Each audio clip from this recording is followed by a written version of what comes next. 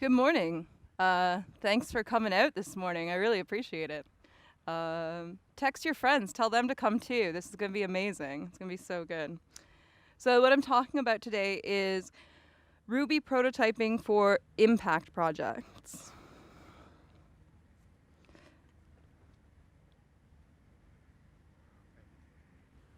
Maybe use space? It doesn't work? We're just having some hardware fun up here. Okay. So click that. Okay. So, my name is Naomi. You can find me on Twitter at Naomi_Freeman, real straightforward. Sometimes talks aren't like my thing, like you show up and like 2 talks are your thing and the other ones aren't. So if you're like super bored or want to be friendly, just like send me cat gifs and it'll look like you're being really busy and important. Send me cat gifs, goats, whatever. Like just say hello because I'd love to like meet you online because it's kind of hard to chat while we're up here. So you can do that. And today we're going to stay at a pretty high level in terms of technical stuff. We'll get into a couple of little pieces. Our focus is going to be sort of what is prototyping, what on earth is an impact project, and then we're going to get into some sorts of ways that folks like you and me, Rubyists, can actually do impact projects. So for me, that was a project in Canada with the Toronto Community Housing Corporation. So I'm going to use that one as my sort of example. And just a little bit about me. It's like, why are you up here? Why are you talking to me? I was trained in Ruby and Rails at a big e-commerce company a few years ago. I also happen to hold degrees in creative writing, philosophy, and a master's of business. I've been really super excited about GrillRB because it brings me back to my Ruby core and actually talking about building and stuff. The further up in a business you get, the further away from building you get. And conferences are a really fun place to be like, right, like, here's what we're actually building. Some things I've done in the past few years, I prototyped some artificial intelligence. I co-founded a company around that, and I took both of these to the Valley. I'm currently working to secure the patents on this technology.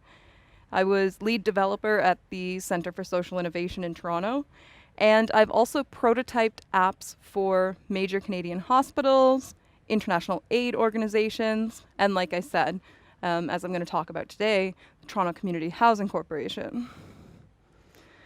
And these days, while I wait on all the legal with patents and stuff, I'm running my own consulting business. I call myself an idea broker.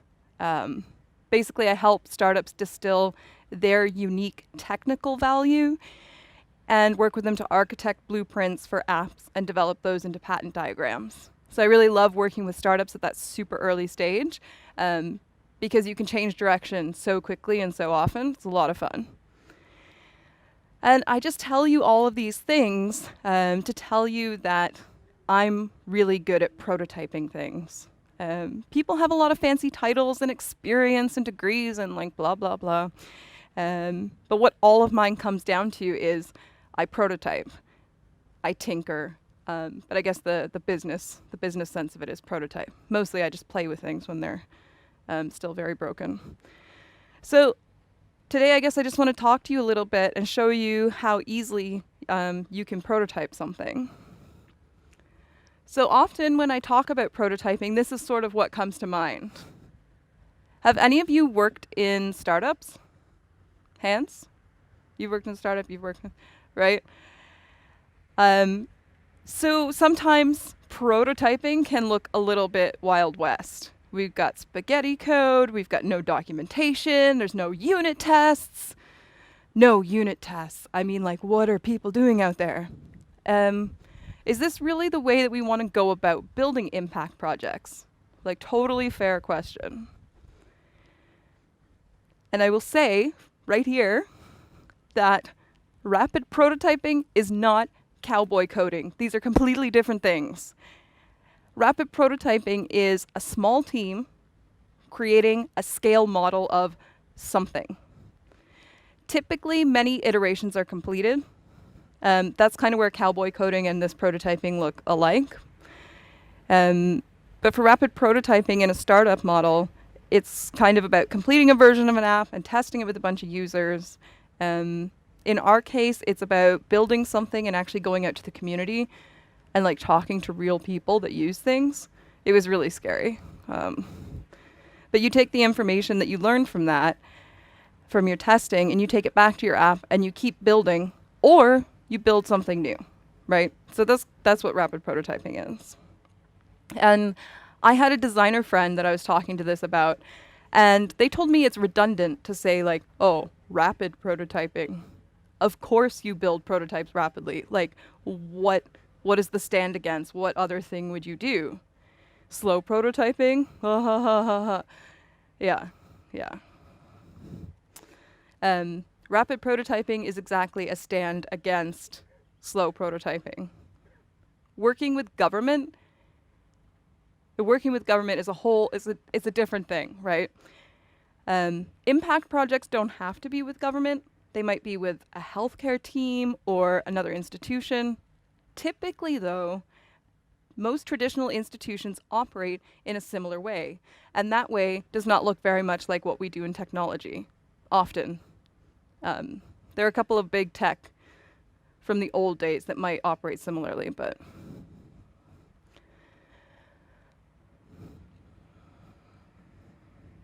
so if we're thinking about civic tech, like, okay, we're going to go and build stuff with the government or for the people or anything like that, I think it was somewhere like Iowa in the States. It took them 2.5 years to build a one-page phone application. This cost them approximately $2 billion.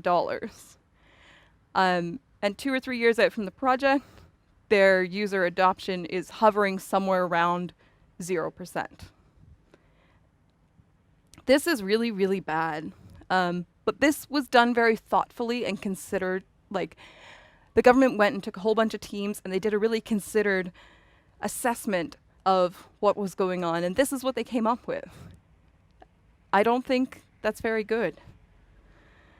So we can laugh or cry or yell about the capacity of government to make change. But the truth is, it's not actually their job to change. Their job as the government is, and always has been, to maintain stability and consistency. So when we demand innovation from them, we're really asking a lot. And one thing is, when I talk to people about this sort of stuff, they frequently express some kind of disgust or derision at the system, kind of like I just did with that project, right? And my reply has come to be about the same every time. You can't change the system. You are the system. So said another way, if you want to change the system, you have to be part of the change. As technologists, we're in a position of great power and privilege. We have access to powerful tools in education. And no matter what we build for the sort of Silicon Valley profitability hot zone, we can't move the world forward without bringing the other 95% of the world with us as we go. As a society, we're only ever going to go as fast as the slowest teammate, whoever that may be. So it's not government's job to create innovation. Whose job is that? It's our job, like your job, technologist's job. We are the innovation, right?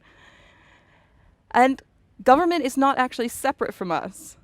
By participating or not participating in elections and civic actions, we create the government that is running the world around us. So today I'm going to talk a little bit about a project that I, a Rubyist, an innovator type, helped the Government of Canada and the government of the City of Toronto with. The entire prototype was developed in Ruby, and my hope, I guess, is just that you can get some tips and tricks and think a little bit about easily prototyping either your own impact projects or other projects from this. So, the story goes like this. the City of Toronto wanted to use newly released open data to update their social housing repair system.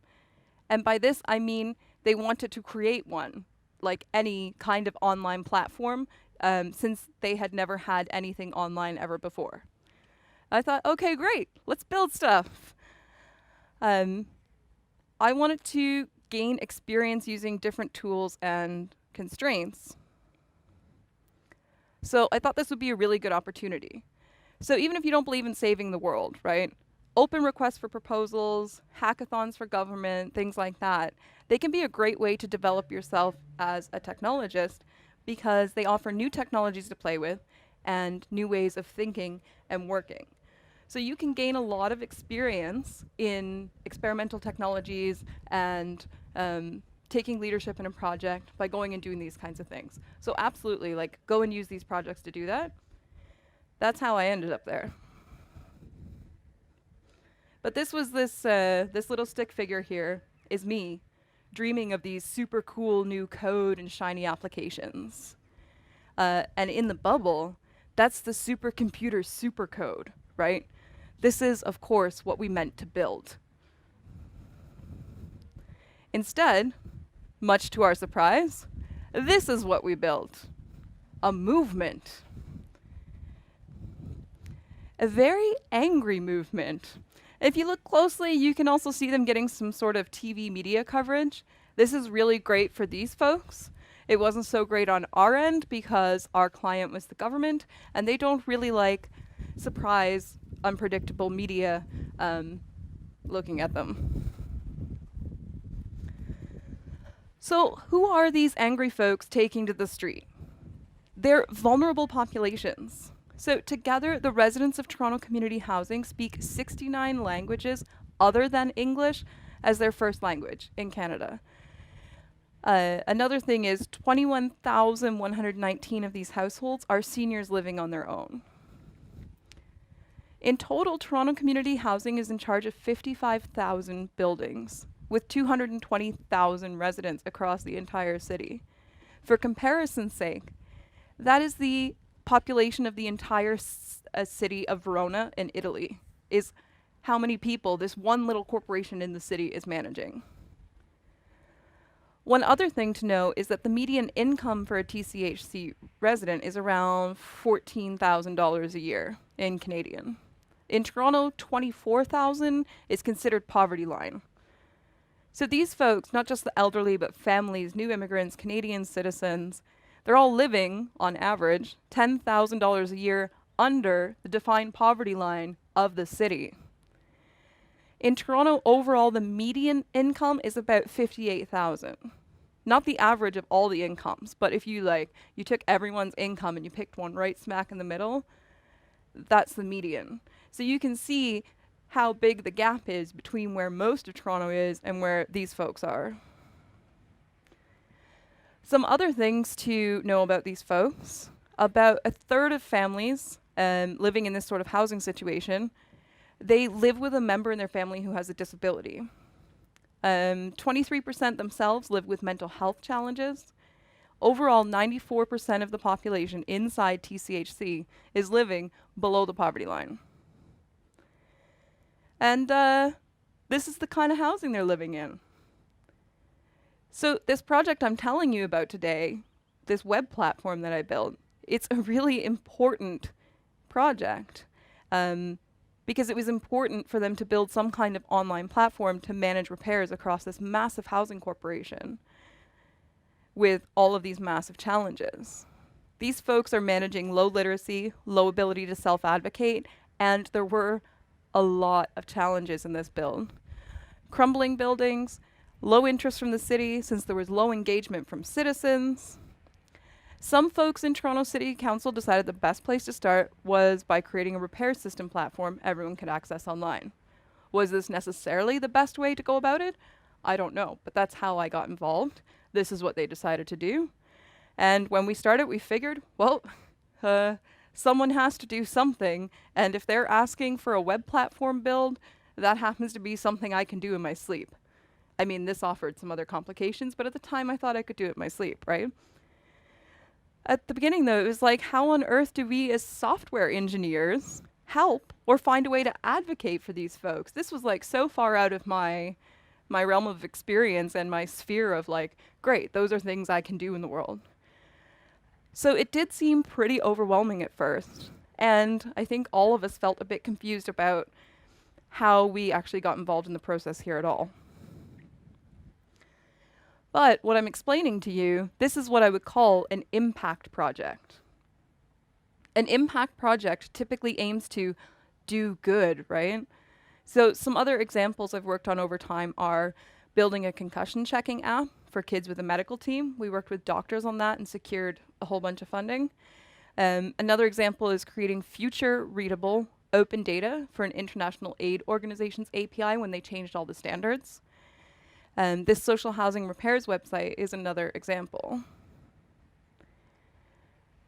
But I call it an impact project, and that's something I've sort of come up with and started to use on my own, because we get into the challenge of defining good, right? So I really try and avoid code for good slogans and like things like that, because at the end of the day, good is subjective, and we can approach that in a whole bunch of different ways. And we learn a lot about our impact as folks that are a little more privileged on the ladder every day. So, you know, sometimes our good causes harm. But we can say impact projects. So an impact project means creating things for demographics and people outside of the Silicon Valley profitability hot zone. That's what that means. And what is this Silicon Valley profitability hot zone? Think hockey stick graphs, right? Big risks, big returns, apps that will change the face of pizza and dating for all time. Usually laced with advertising. We're always hearing 10x, 100x, these kinds of things. So this project with TCHC, this is not that. And neither are healthcare apps, literacy apps, or most things that help kids with homework. Excuse me. So I just want you to keep this in mind as we go through things. Technology is a tool. That's it. And I'm not saying good or bad one way or the other for anything. That's not my judgment call to make. The reason I got into programming was because I needed to do more things at scale, and technology was the best way to do that. Technology is just a tool we can use to build things. It's not some elite access lifestyle. It's not headline news. It's more than us just learning the newest thing all the time. Technology is a tool, an extension of ourselves and our capabilities. We can build anything with it. So what are we going to build? I think that's something we should constantly be asking ourselves.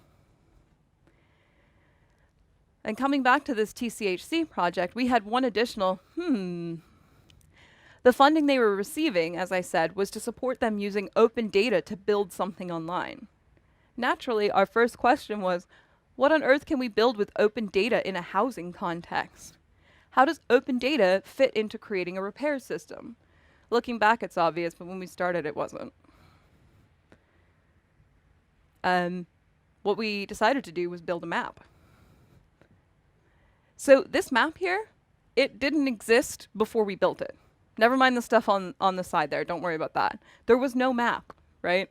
So you couldn't actually locate all of the properties on one map at the same time. You'd have to look for each one individually in sort of this like key pair weird database with all these locks on it on an external system, and then you'd have to manually copy the information, write it down, and then like type it in somewhere else in order to find a property.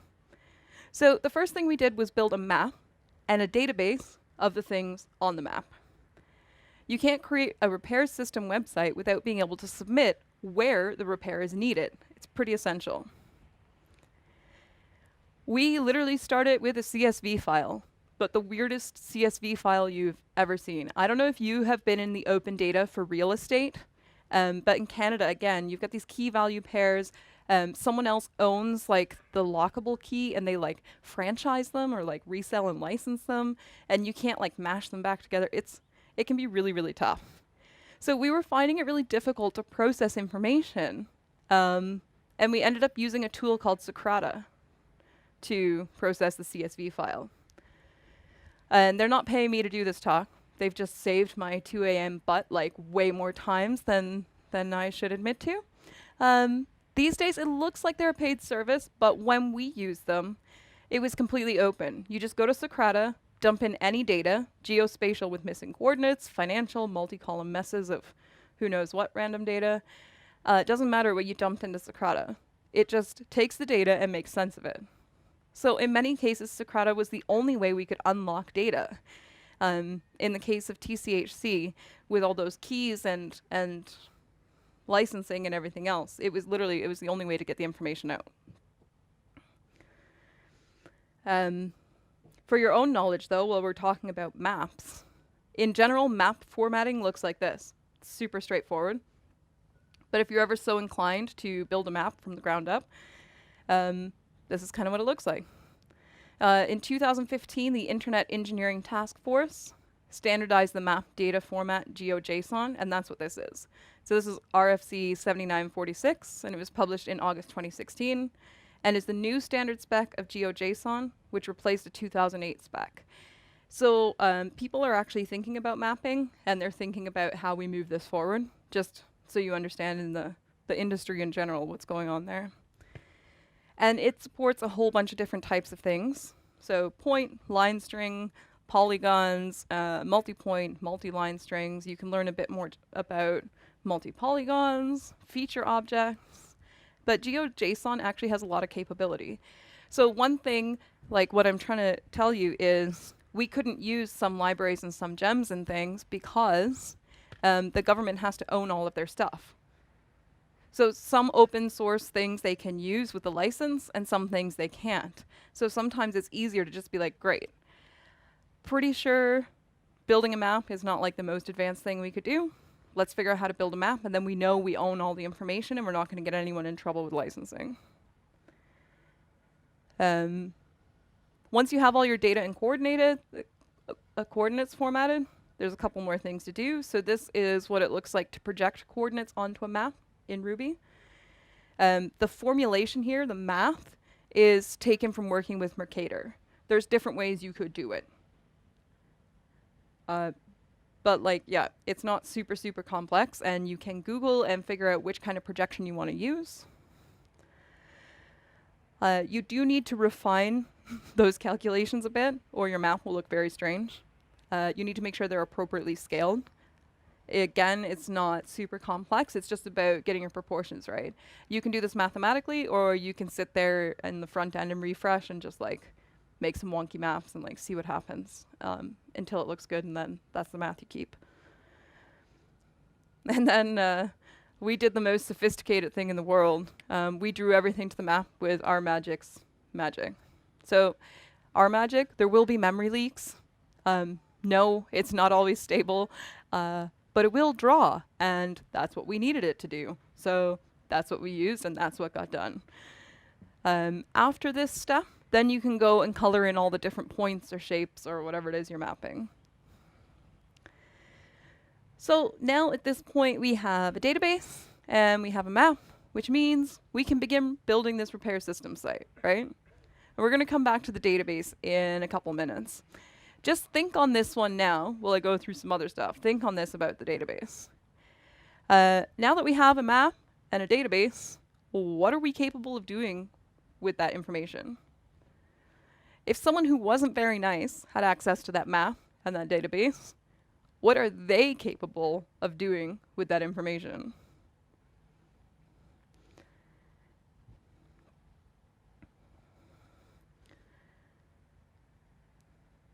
So if we're looking, we've got a map in hand, we've got a database in hand. What else can Rubyist sort of do? What did I do with this build? And how do we advocate for, you know what, we should do this in Ruby? Because let me tell you, that government wanted me to build it in Java because they heard about Java and Java's stable. And I built it in Ruby because I like Ruby and it was nice. But when you go into a boardroom with like 6 or 8 men in suits that have been in power for a really long time, and you're like, yeah, I work from a beanbag. I like this language. I mean, like, You have to learn to speak a little more their language before they listen to you. So Ruby is an extraordinary language for rapid prototyping, particularly when combined with Rails, and how we can advocate for that rather than some more traditional language. And we did touch on this. Oh, we did touch. Nope. Am I good?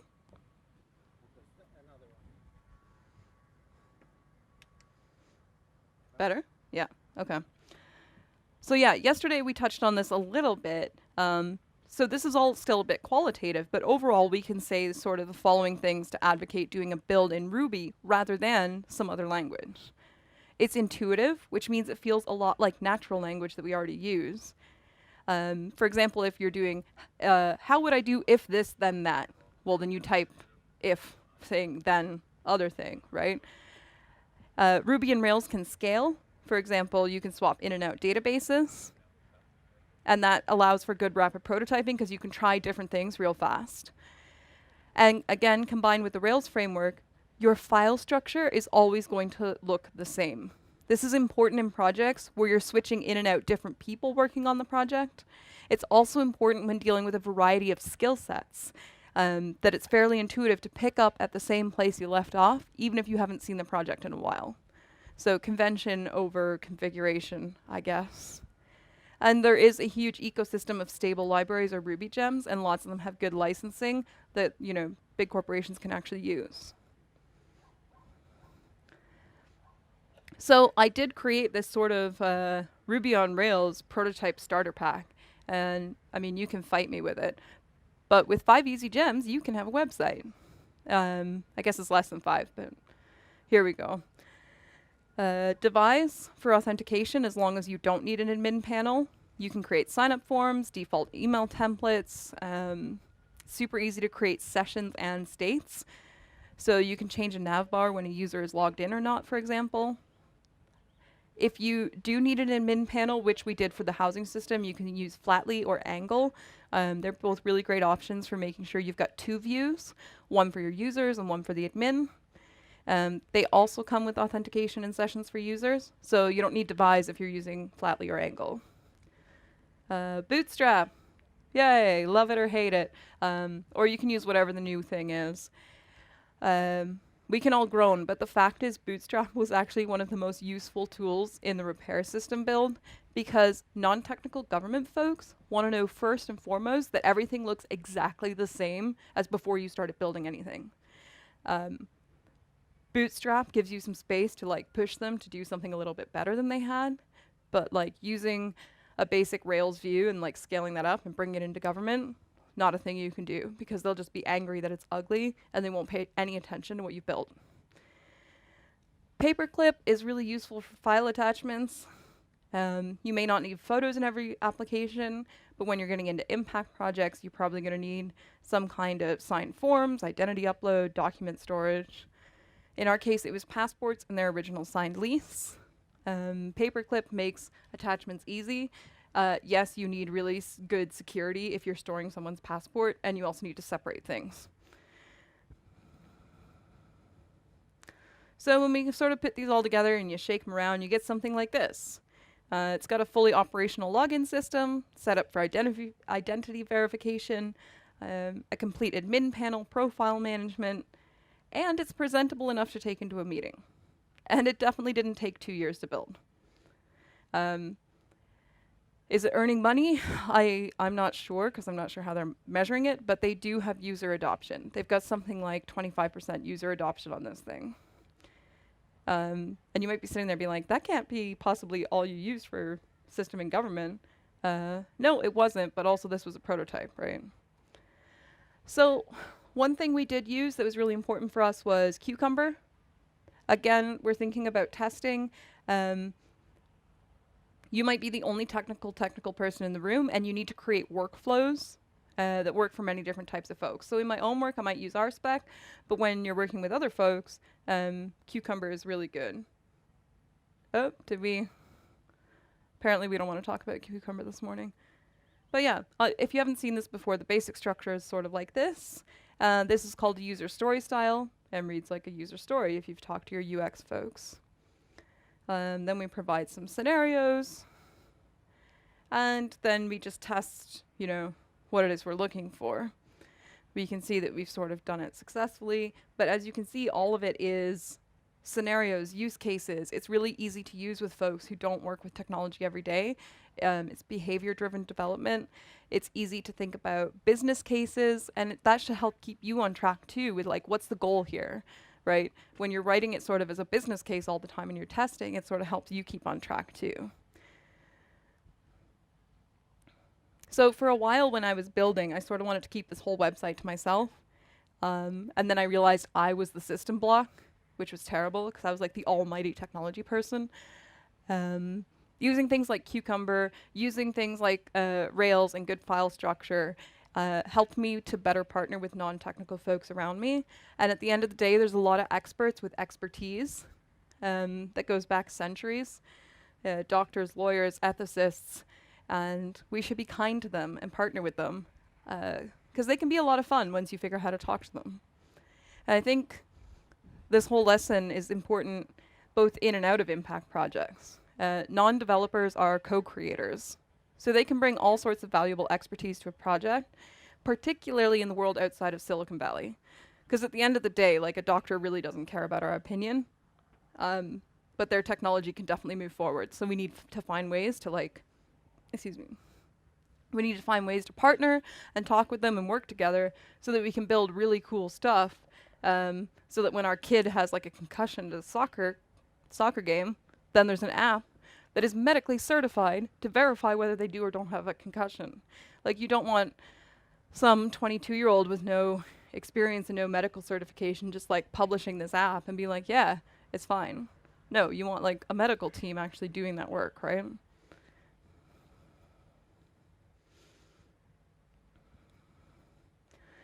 So an application can be super simple. Like, we used, 5 or 10 gems there. You slap on some Bootstrap, you're good to go. The trick at the core is that each application does have something unique about it. The reason we want to throw a bunch of gems at it is to get all of the non-unique parts of the app done really quickly without a lot of hard thinking. So I see this mistake in startups all the time, wasting time on components that already exist and are not essential to your unique app. So what was the secret sauce in our app? Iterating on feedback as we prototyped, which seems obvious, but it was secret sauce. So in our first iteration, we'd done exactly as TCHC asked us to. They said, build a repairs form. We built a repairs form with form fields. And I was at a community meeting, and we took this prototype with us, and the small little Indian lady came up to us after some time, and she tugged on my sleeve, and she handed me this. This is the form they were using to submit repairs requests. Government hadn't provided us with this. And remember the population I was talking about at the beginning? How do you create accessible bureaucracy with all of the diversity of these residents? With pictures, apparently. And how do you replicate this accessibility digitally? We ended up turning each of these 3 images into their own separate page, and then each object in each of the images into an object in our app, and replace the old form. We had to throw a lot of Ajax at it and throw a lot of things over the wall 5 years ago, 6 years ago. It was terrible. We got through it, but there are better tools today. There really are. The other huge part of the secret sauce for us was building with privacy by design. So here we're coming back to the database. Privacy by design isn't just for your database, though. It's an entire way of thinking about how to architect your app to safeguard users. It's an idea brought over from the medical world that privacy is paramount and it is a right. So our next challenge was ensuring data not only didn't leak, but wasn't hackable. And coming back to our earlier questions, what can you do with a map connected to a database, thinking about a repair system? Once you digitize things like 42 Bumblecat Avenue, first floor, unit 4 has a broken window and 2 broken locks, you open up a very large possibility of some very serious real-life consequences. Someone can now go and identify who does not have a secure home. And I can't get super deep into this right now. I've done other talks on privacy by design. But this is sort of the privacy by design model. What does privacy by design mean? It means transparency about the policies of keeping data, as well as external verification that the project build is going along according to stated promises. So keeping those in power in check also. End-to-end security throughout the life cycle of the data. Core to this idea is that data has a life cycle. In a Canadian hospital, that means destruction of records after 7 years. It could be different things for different contexts. We also want to always be creating win-win situations rather than trade-offs. The idea that this is a wheel and not like, great, we can have some of these, but not some of those. No, you will do all of these things. Constraints, they're hilarious, they're fun. They're difficult, but it really brings out your creativity, and that's why they pay us the big bucks, right? Try and work with all this stuff. Privacy by design is proactive and preventative. We want to anticipate potential breaches and ensure they don't occur. It's not very much use to a poverty-stricken resident if you fix a data vulnerability after their TV's been stolen. No use to anyone. And it means privacy by default. The user should be able to log into the system, never click anything, and their data will be safe. Everyone is breaking GDPR all of the time because it should adhere to these principles. You should not have to log in to verify that you want to be left alone. So privacy is embedded at the core of the design of the app. In our app, that meant changing the entire database structure. We had to sort of make different flows with different APIs. There was a lot of hashing involved. But we had to rebuild it because privacy isn't a gadget to be added on at the end. It's something you have to build the whole system for. So we had to figure out which data was essential to being transported. That helps. You should only ever collect data required for the task at hand. And like I said, hashing, API separation. I can't give you all of the details because I don't want you going and hacking these poor folks. But the summary is never collect more information than is needed and keep every piece of information as separate as possible for as long as possible. And it was important to have this kind of privacy, not just for the users. In our case, the people living in subsidized housing. It's also important to have a system that can track information to provide checks and balances on the whole system, like we said, as well as those in charge. As soon as you make something digital, you make it trackable. So imagine 55,000 properties, each managed by a different person, and every time anyone needed to get the lawn mowed, or a roof collapsed, or someone found a mouse, they had to submit a piece of paper to the relevant person, which may not live in their area, to get this fixed. Digitizing the system helped track and create accountability so things got done. And that's how we ended up with these protests. Woo! Good job, us. Because once we digitized information and made it trackable, you could immediately see where the gaps in the system were. We also created an API full of anonymized, aggregated data and released it as a public site that residents could use. The idea was to contextualize an individual's challenges. What's the estimated time on my sink repair? Why is it so long? And then a resident can go and check and learn that it's because 57 buildings are getting new roofs this week. However, we didn't anticipate what happened next, right? And looking back, maybe we should have. And then again, we were really close to the project and focused on hashing and anonymizing and separating data and whatever. So what this all ended up doing is being a transparency tool in the great cogs of democracy. Journalists found the information and started publishing, which led citizens and TCHC residents to protest for change, better standards, and better oversight. I think this is definitely one of my favorite signs, though. Cockroaches don't pay rent. Good policy. You don't pay rent, get out of my house. And this is sort of a new retrofit project. And as you can see, there's sort of this transparent presentation and this visualization. TCHC responded, and there's new projects, better communication in the works, and technology did that. Just a few gems and a couple lines of code. It's not about being a mastercraft engineer. Technology is just a tool, and an extraordinarily powerful one at that. It has the potential to scale, to create more access, and to create much needed change. And you can do that. You can use all of this easy stuff around you to create big impact. And it might seem easy to you, but for many folks and institutions, remember, they're still running on Windows 2000 and have never seen a terminal in their life.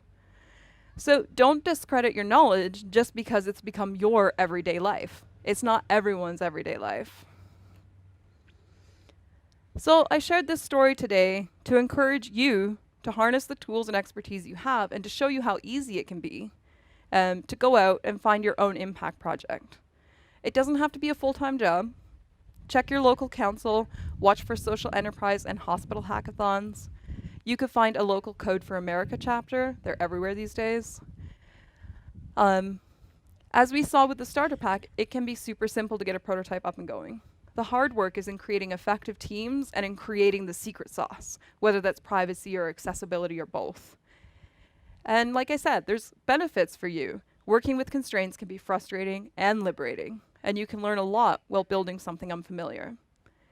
Another key benefit is that you really get the ability to take leadership of a project, build something right from the ground up, and take ownership of the way it needs to be built. There is a joy in creating things that will fundamentally change how we perceive the world of the future, even if that's not necessarily what we meant to do when we started out.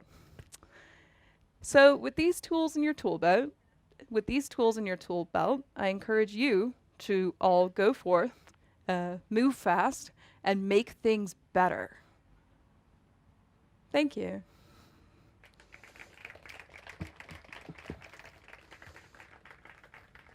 Any questions?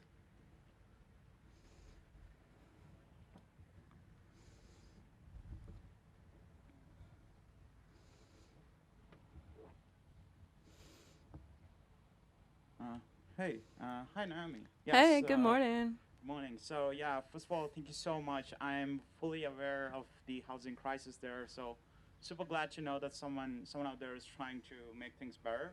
So that's really nice. But my question to you is like, it seems to me that sometimes, even though like we tend to be very technical, pragmatic people, it seems to me that there might be some bureaucratic hurdles that you might have had to face. So like, do you have anything to say about it? Or maybe Can you explain a bit more about what you mean by that? So what I'm saying is like, so let's say like the way you want your things to work out. Like let's say you presented like the plan of the picture of like 3 pictures together that make the house and stuff. Yeah. And you want like people to upload it, and then let's say you proposed an idea. Yeah. And then to actually be able to get it approved and to actually be able to do it, that might be a different story, right? So you might need so many approvals and you need to talk to so many people and stuff like that. Yeah, and that's why I was saying you should look for requests for proposals that are already there. And that's like an old fortress, like having a little door open. If you think about an old fortress, if the door's already open and you're being invited in, it's easier to go in. And then understanding from their perspective, their job is stability and consistency. If the road regulations changed every day or your welfare payment changed every month, you'd be really angry. But on the other side, we get mad when they don't move fast enough. So I think as technologists, our first thing is to go in and build relationships and find requests for proposals, find partnered hackathons, find city councils who are already out there saying, hey, can you come in and help? And then starting that relationship at the place of kind of like on a weight loss journey. The first thing you need to do is stop having bad habits and stay stable before you actually lose any weight. And I think in technology, you kind of have to do the same thing with these partners, is you have to go in, say hi, learn to speak the same language, figure out how you're going to team, and then you can start to work on the little stuff that they think is a challenge. And when you sort of gain their trust, then you can start moving on to bigger things. It does take time. Okay. But you can work. The other thing that I didn't talk about a lot here is one of the challenges I've seen with this sort of social impact stuff is how do we, as technologists, have a nice fancy job that allows us the time and creativity to do some free work for some folks, but maintain consistency over time.